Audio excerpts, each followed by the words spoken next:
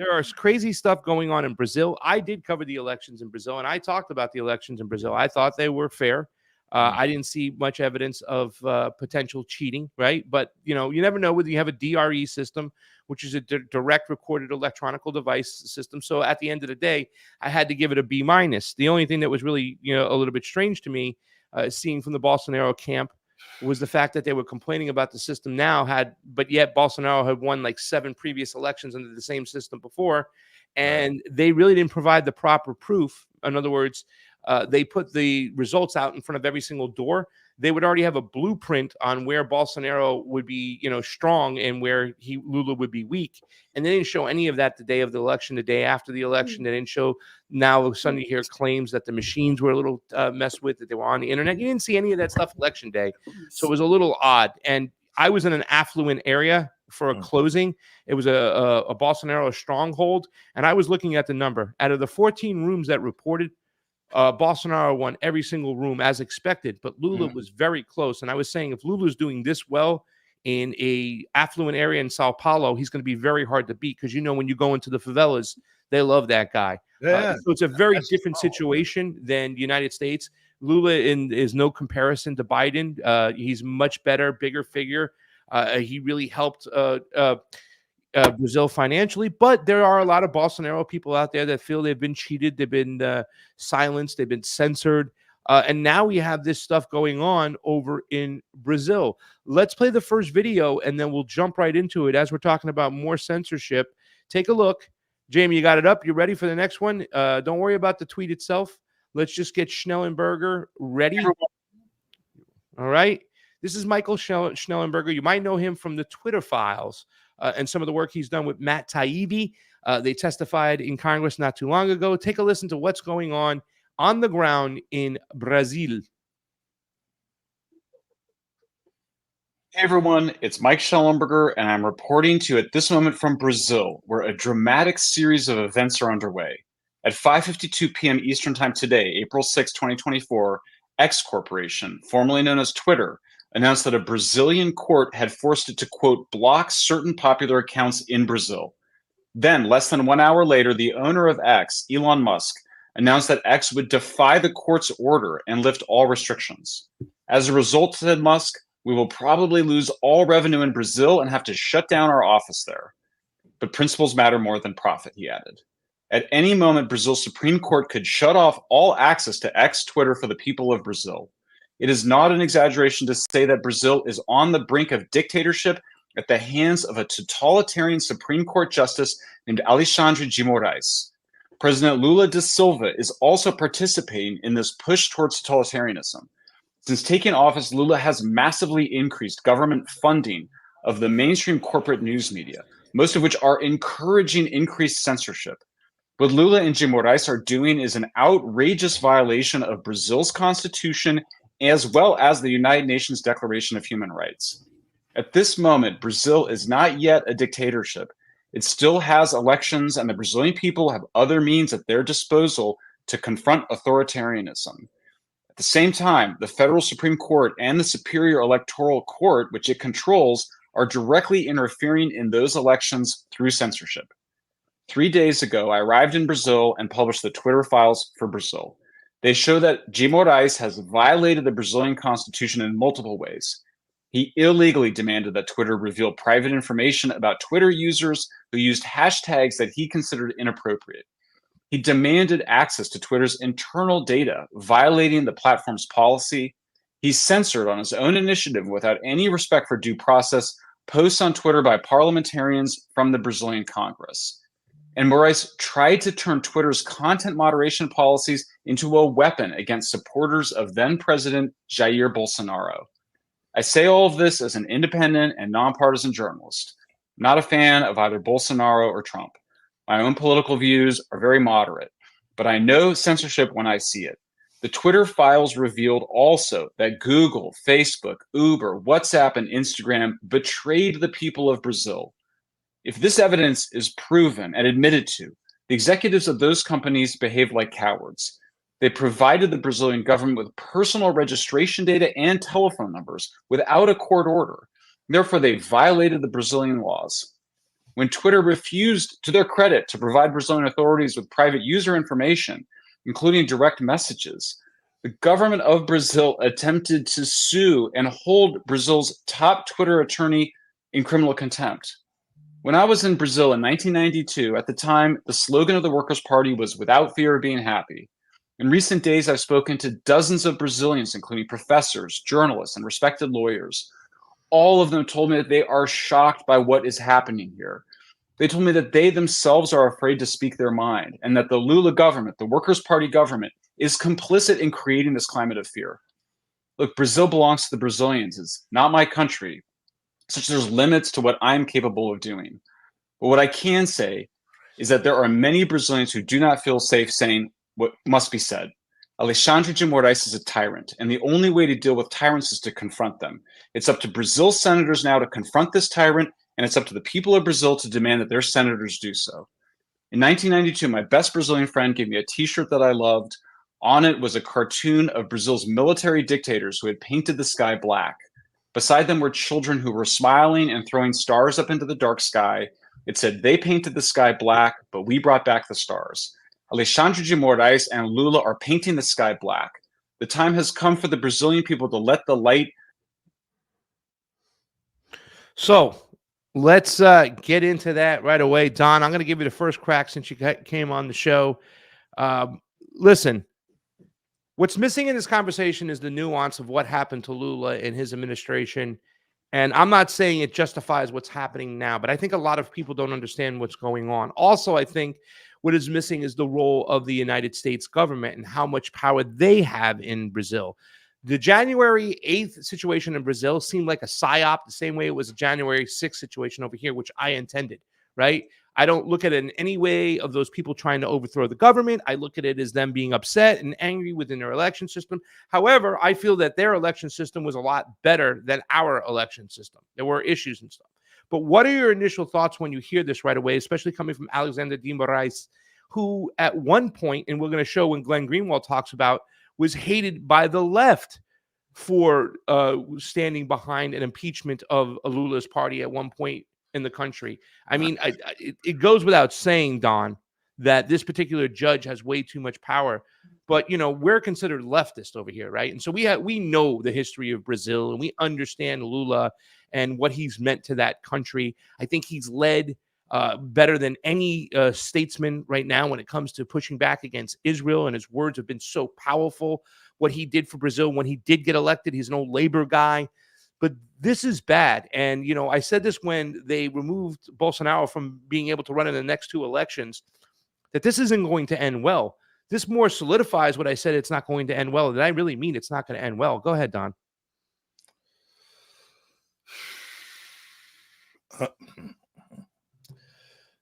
It's really hard, first of all, to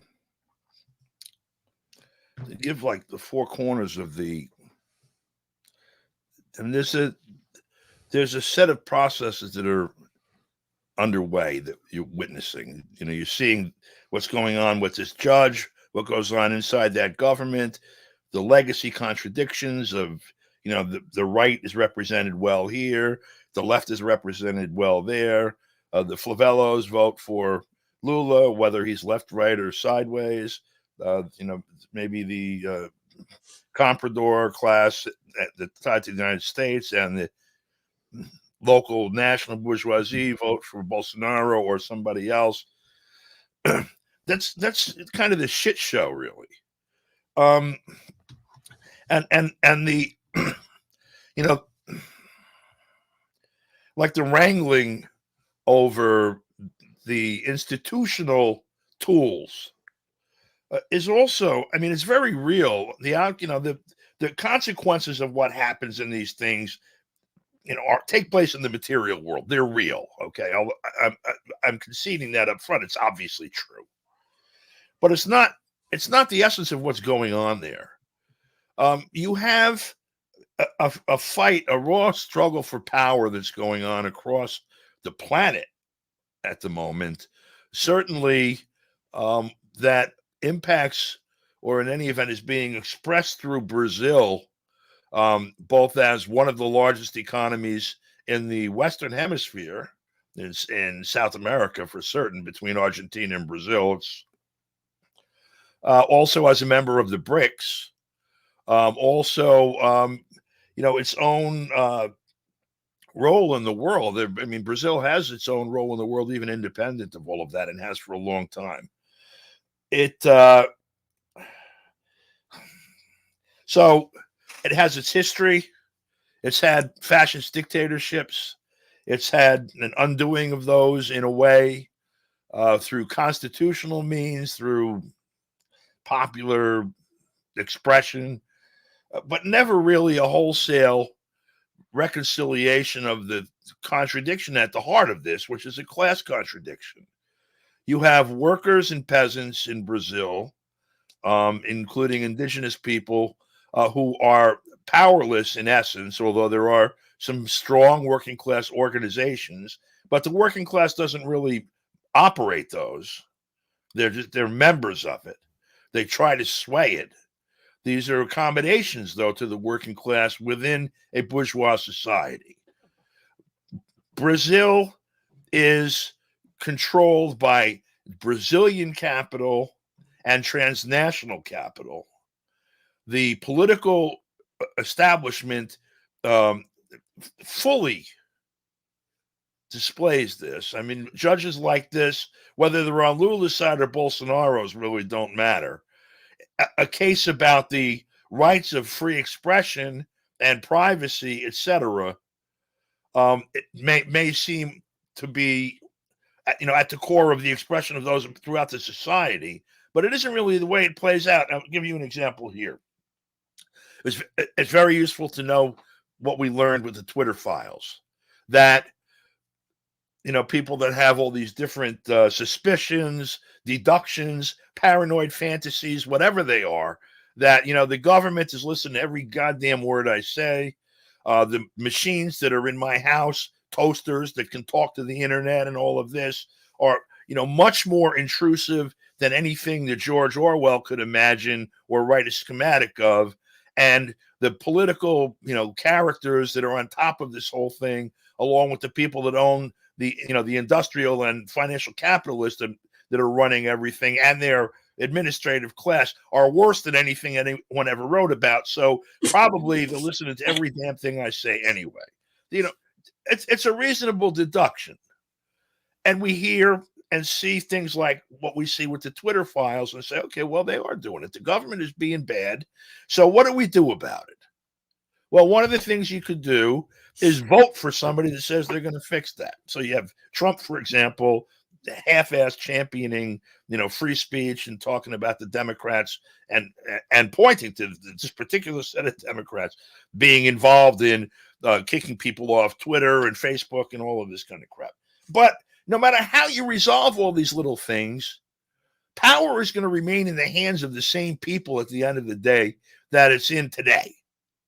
And they still will have control of these, of this apparatus, this structure, this infrastructure tomorrow as well. We don't even have an idea of how to constitute ourselves as, the people against this machinery. Yeah. And the problem exists in Brazil as well. Fair enough. But is it not surprising to you? And to be honest, I'm glad that Shelby's on the show. She runs I don't want to say it's a website, but it's a whole dating platform called Unjected, Don, right? And Bolsonaro was probably the best when it came to the, he made some comments like, if you take it, you'll turn into an alligator. And I think they blew him out of proportion when he said that stuff, but he was dead set against it. The surprising thing to me here, Don, is the fact that, yes, and I noticed when I went to Brazil, I spoke to Lucy Kerr, who was one of the first to push the eye drug, the horse paste. And she had said to me that it doesn't make a difference who is running Brazil, because the powerful, right, the elites, the corporations, big pharma, the same people who run your country, they run our country. And there's nothing we can do about it. However, the surprising thing to me is two things. Number one, people still going the extra distance for Lula because of his past, of some of the good things he's done, and his unjustly jailing And people will say, oh, Lula's corrupt. Yeah, but we understand that the State Department was involved. The United States State Department was involved with putting him in jail. Oh, yeah, but that was just the tip of the iceberg. It doesn't make a difference. The United States shouldn't be involved. Therefore, he shouldn't have been jailed. You want to get him on something else, go ahead and get him on something else because he has crumpets. That wasn't right. But the fact that not only are the people still supporting him, and because he has a big stance on Israel, Palestine too, as well, I think they're not pushing back on the fact that this guy is going along with the censorship. Now, I don't know if he has something that the United States or the government is holding over his head. He obviously is a vaccine salesman, which I cannot stand about him. I really hate that about him. But I mean, when it comes to foreign policy, when it comes to him getting his country more involved with the Chinese and infrastructure, things that are better for everyday Brazilians, putting chicken, milk, and eggs in their refrigerators. I went up to those favelas. They weren't concerned about the vaccine. They were concerned about putting food on the table, getting their kids to school, something they felt faltered when Bolsonaro became president. Look, are you not surprised? My question is, are you not surprised that he is going along with this? Look, Lula's presidency is the product of a machinery that removed Dilma Rousseff, that installed, I forgot that putz's name, that had like 2% favorability, that took her place until Bolsonaro was elected, that imprisoned Lula before, yes, that allowed him to be released and to run for president. And some say, maybe manipulated some of the machinery to favor him over Bolsonaro. Forget all of the stuff in a bourgeois election under the rules satisfactory to the right-wing judiciary and legislatures there and administrators that permeate the structures of Brazil.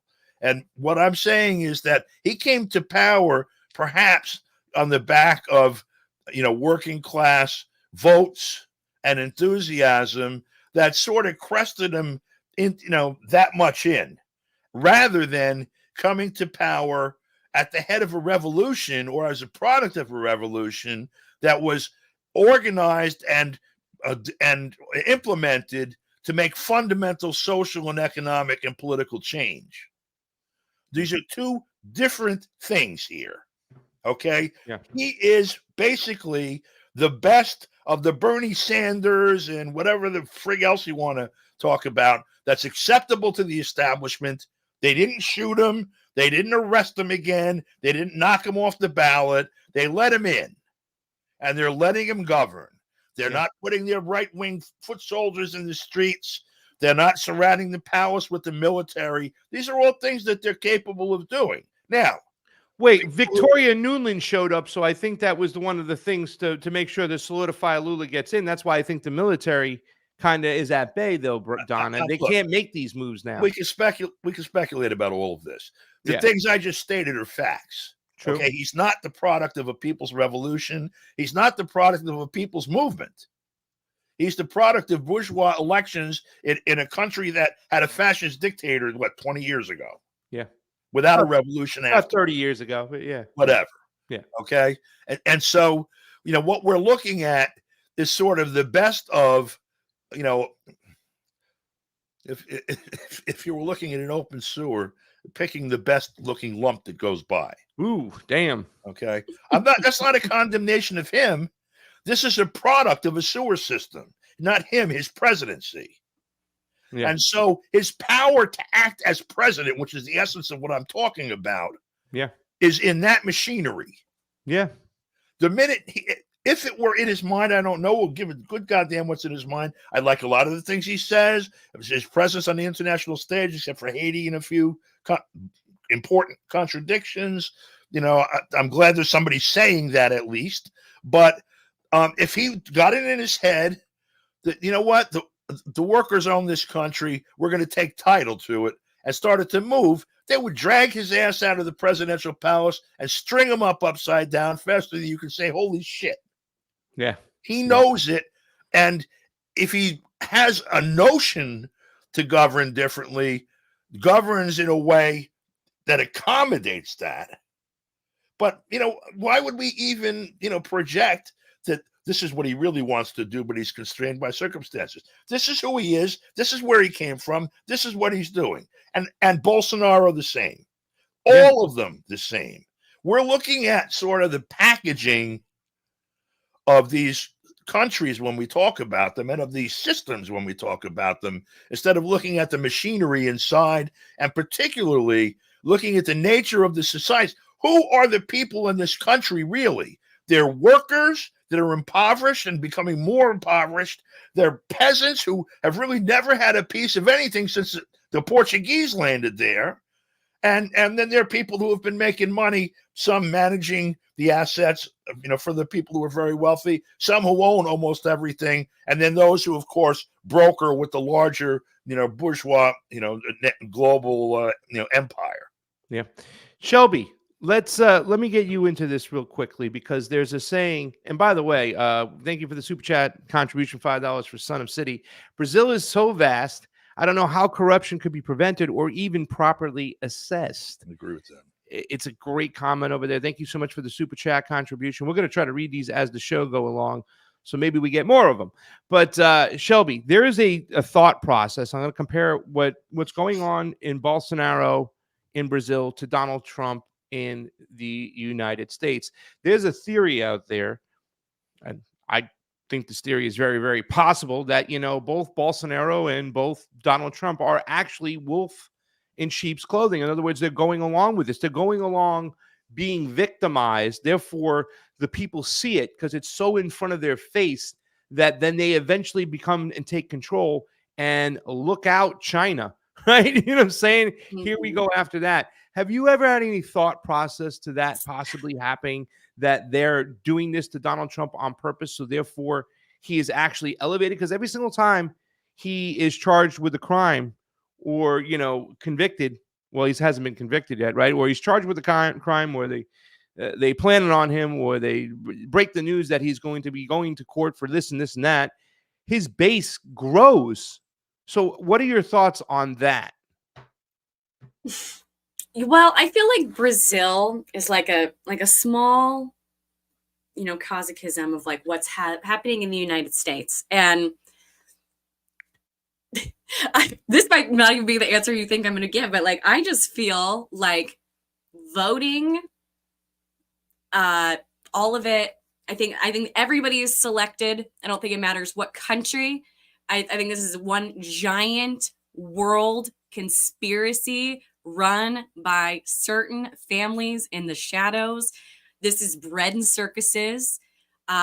This is to get us to fight amongst ourselves, pick selected leaders that we never had an opportunity to vote for. This is already planned. This is pre-planning.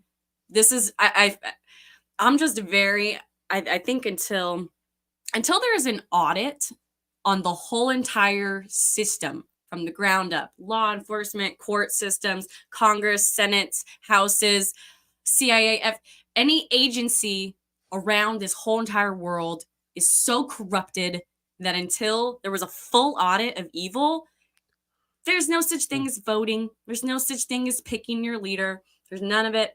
I would be more curious to know what the gun laws are in Brazil. Is that why they're scared to speak out? The Second Amendment is, I think, what really protects us here in the United States. But this is coming to a city near you. This already is here. This is in the United States. This is happening all the time. Trump, Biden. I even think RFK could possibly be a bad guy as well. All of it. I'm so unsubscribed from voting, and I'm sorry about my rant. No. I think you have a good theory. Your plan is to fall in love and help people fall in love. I know. That's all why I focus on is love, and I'm like, everything else is evil. Get out of that. Let's play this next. I just gave you an idea. I'm wondering, is there anyone in the whole universe that we could ask these questions? 1, how much money is there? 2, who has how much? And 3, where did they get it? It would be that, because you mentioned the word audit. It would be interesting to audit humanity in terms of the allocation of resources and figure out how did we get here? in order to fit. First of all, where are we really at? So people could all look at it and then say, gee, do we really want this world? Yeah. Like those 6 guys got everything and the rest of us are starving. Is that like the only way these things could be? And then, well, how did it get here?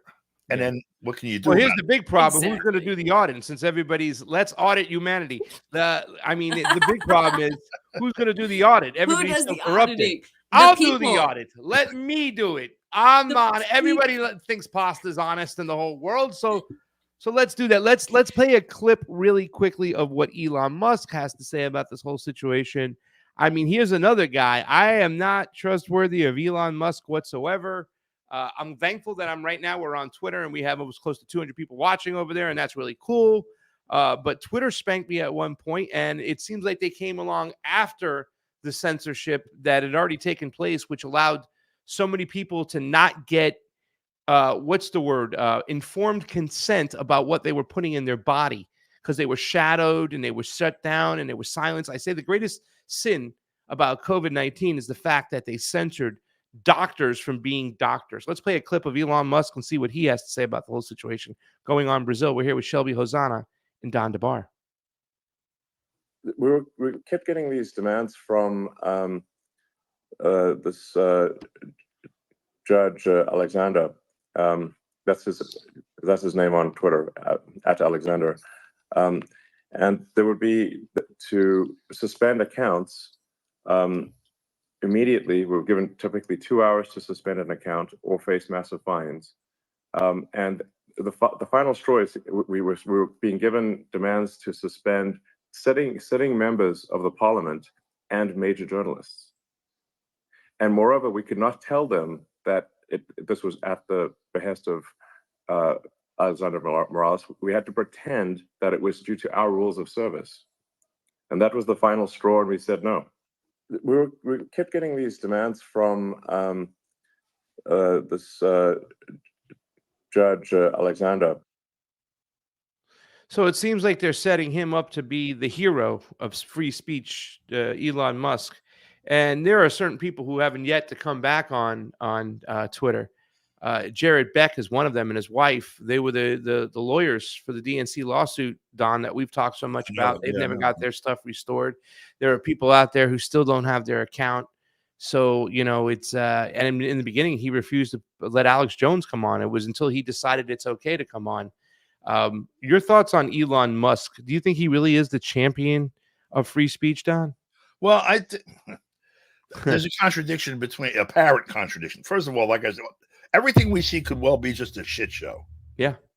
Circus that Shelby talked about, right? And it is in a way anyway. I mean, because we're looking at the apparent or the visible rather than the essential thing, the actual machinery and how it's operating and who's at the levers and all of that.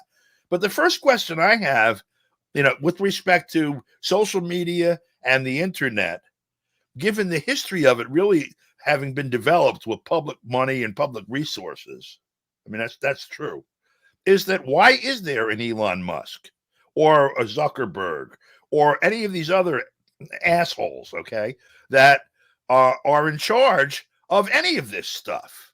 Why isn't it publicly administered and run the same way you run the recreation department in your town or whatever, or the plumbing, the water supply in your town? Damn communist. That's all that's required is to operate the infrastructure so that we can use it. And so why is there even someone who's in a position to say, well, we can talk about this and not that, or I'm going to hold those people back, but you have the fact that somebody like that exists means that this instrument is not ours. And if it's not ours, then we live in a world where they have all of this data that's accumulated and the ability basically to focus and interdict and set up like the web of communications of our friggin' species. And we have no input into that whatsoever.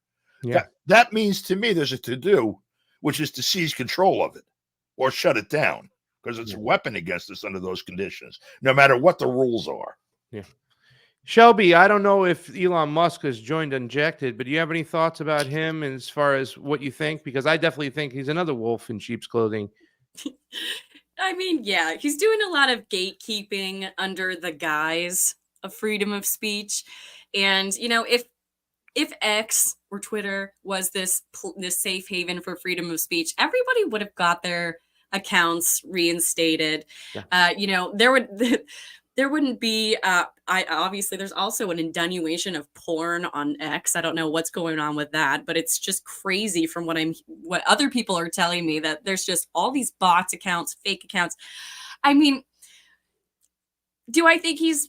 No, I don't think he is out to protect anybody. And maybe that's just from what I've learned in, you know, when Injected was an app and being in the development space, and kind of like what these big tech companies expect of you to play in the game and to be a player on the chessboard. And that's to follow the rules. And, you know, controlled opposition is also intelligent enough to say, release enough information, you know, you can do this much, you know, play the game this much, but lead them down a path maybe that they, you know, I just think it's a joke. People, it's a joke. They know everything about you all the time. They're just putting on a facade. The United, like what happened in Brazil, that could happen in the it is happening in the United States every day, all day. Yeah. Controlled release of information. The public is already catching on. Let's give them that and act like we're giving them something.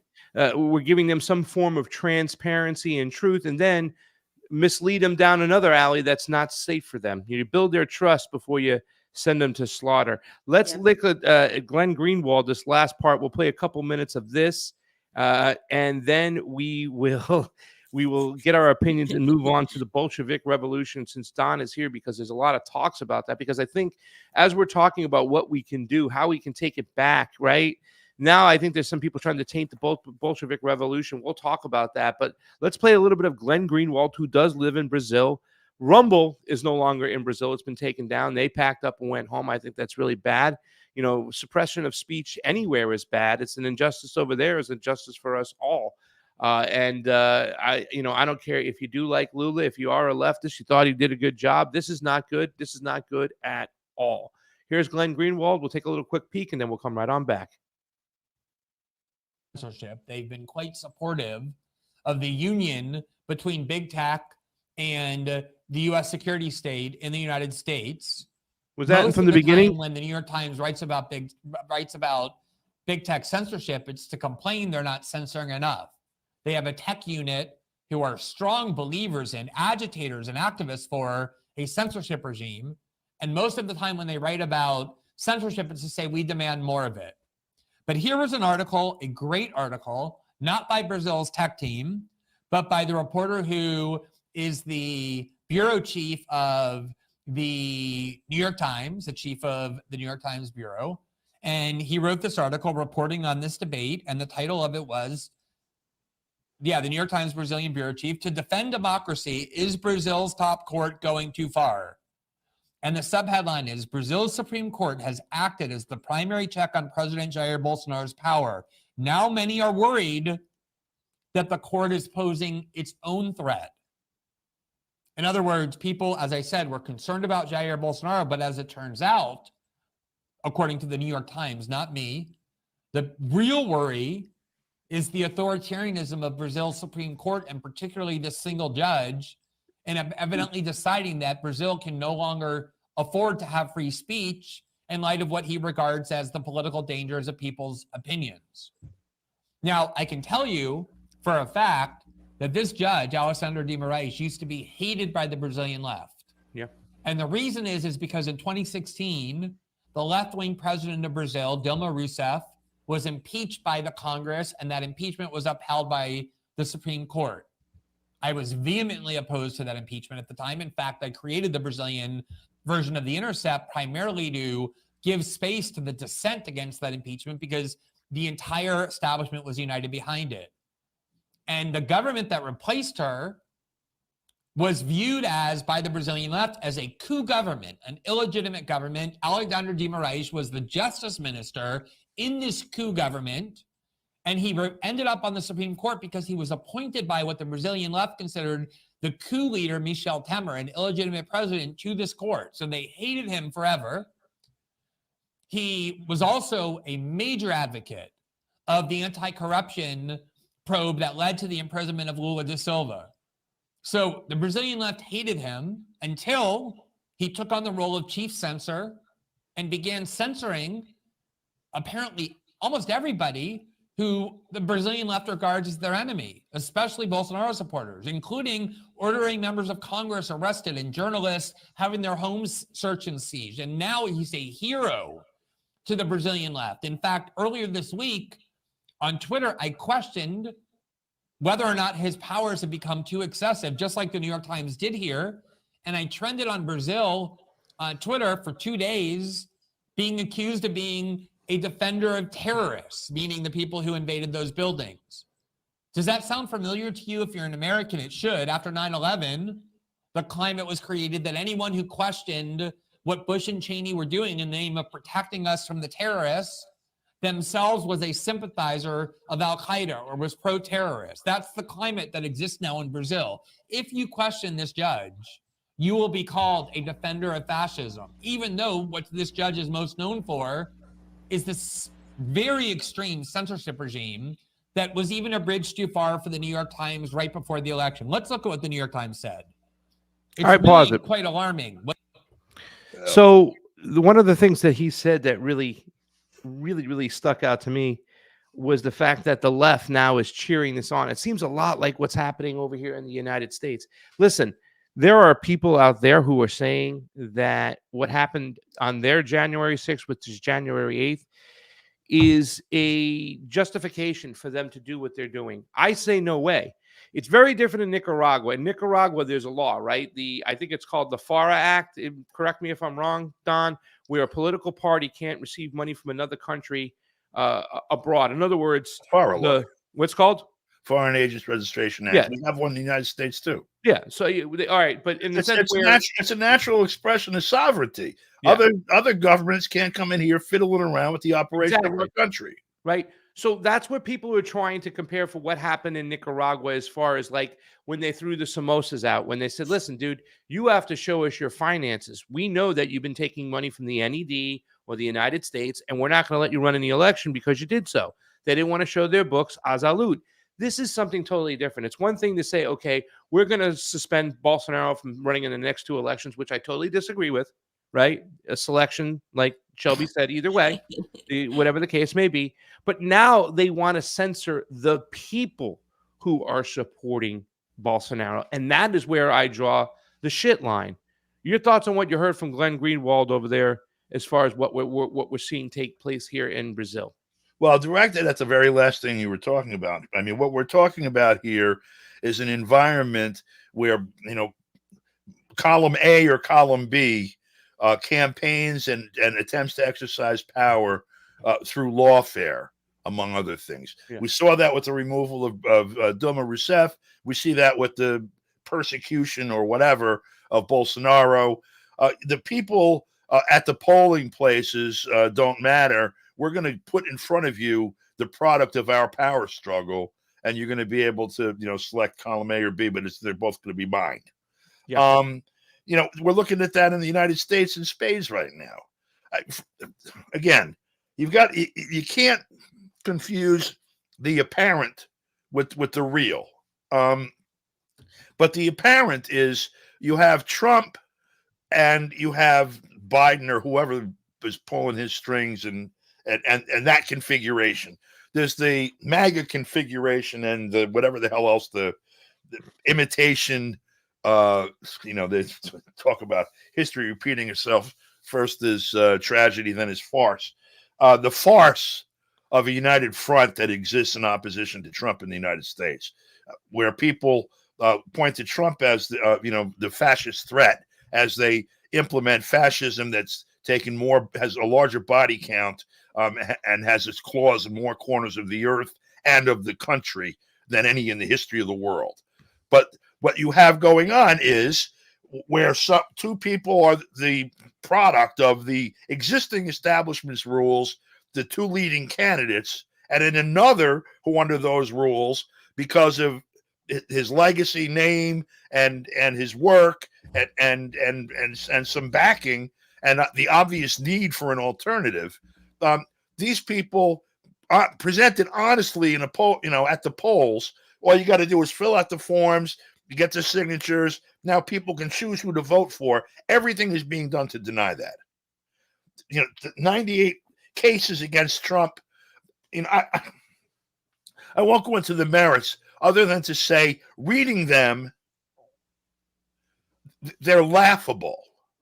Yeah, the There's case. many things you can put that guy in jail for. I'm sure if you went through some of it. I'm not going to say well, that. You couldn't do that if you threw him in jail for something like the emoluments clause, right? Then half of Congress got to go to jail. Yeah, right? Good. That's Good. the standard. Okay, when you're in a den of thieves, you're going to call somebody a crook in a den of thieves. Exactly. Okay, well, yeah, okay. Do we all go to jail? So, but the point being that here the same thing. Those that actually have levers of power administering at the administrative level, in the courts, in the legislature, in the Congress, in the media, the people who are like the managerial class, now they call it, or the super managerial class, or the professional managerial class. What used to be, the petty bourgeoisie, not the big Rockefeller types, but the people who were the next one. They owned a local bank, or they've been replaced by these managers. Those managers have the levers of power.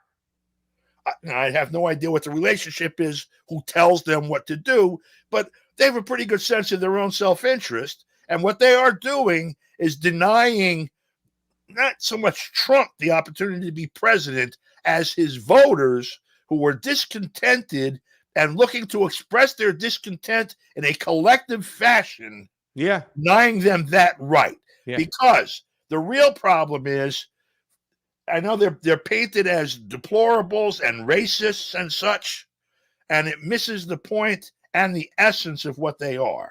They're working class people who believed in the rules in the operation of this country, have seen that it's a farce, and they're looking to express their interests together as a class through what's left of this system. Wow. And so they have somebody, whether he's a demagogue or a bullshit artist, or on the level, whatever the hell that might mean in this morass, they're not going to be allowed to do that. The real danger of that is, if they are able to do it, it's an example to the rest of the working class that is not with him, who might then, and this is always the thing that you're selling, it's the central contradiction. It needs to be resolved in this country. The working class has to understand that first, it's a working class, and then it's comprised of whatever friggin' elements there are: race, gender, age, height, eye color, whatever the hell else you want to do. Unless you understand what you are to the society that you're in as a class, you're powerless. Yes. And once you understand that, then you can possibly have, revolution, maybe. I mean, Shelby, we're going to wrap this section up because we got to get on to the next section, but you're a deplorable. Any thoughts on how we can get out of this problem over here right now? I mean, I bet you've thought about it and think, what could we do to really take back our own personal sovereignty, our freedom as human beings? Yeah, sovereignty is probably the choice word there. I think that society has a lot of waking up to do, and even just the accountability factor that society needs to have and humanity needs to have, to say, let's take accountability that everybody in charge is a dumpster fire, and let's do something about that. And, right now it's like when we're voting for this uniparty all over the world, no matter what country you live in, you're essentially saying, daddy government, I am not responsible enough, and I don't know how to take care of myself. Our community doesn't know what to do. And we're looking to you, Daddy Government, for guidance. So thank you so much for giving us Biden or Trump or, this person or that. Thank you so much, Daddy Government, for giving us somebody to watch over us. That's not sovereignty. You can live your own life. Boston Tea Harbor this shit. This is all bullshit. I don't know if I can cuss. I'm on YouTube. I'm sorry. It's okay. But It's okay. honestly, people need to have an accountability reality check. We got ourselves into this mess by giving our power to these so-called authority figures who have our best interest in mind, but they're all evil Satanist pedophiles working for the elites. And we all need to wake up, people. Yeah. There goes Shelby. That's her advice, everybody. Grow food, make bullets, right? That's what Wilkening used to say. I'm a little Grow food, make anarchist. bullets. That's what we got to do. Take back our own sovereignty, starting with our own food and our own water. Yes.